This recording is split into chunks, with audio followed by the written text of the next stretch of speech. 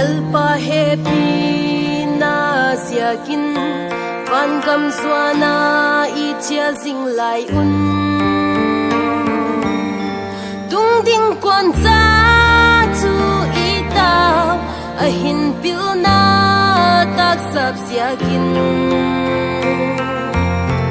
a huk dam na lam pi ho khia leo hen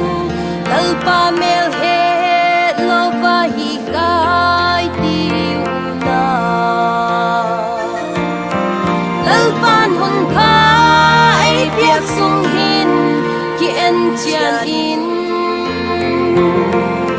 la so lam pi chu adik na si su hi kum tuang hin la lam pi a hi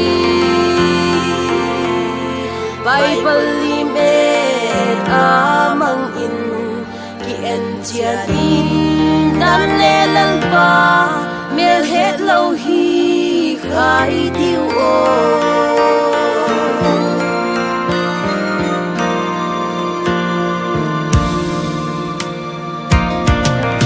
Jisu nei happy siakin kisan na ei la ta chiang ma le a happy na siak ngonin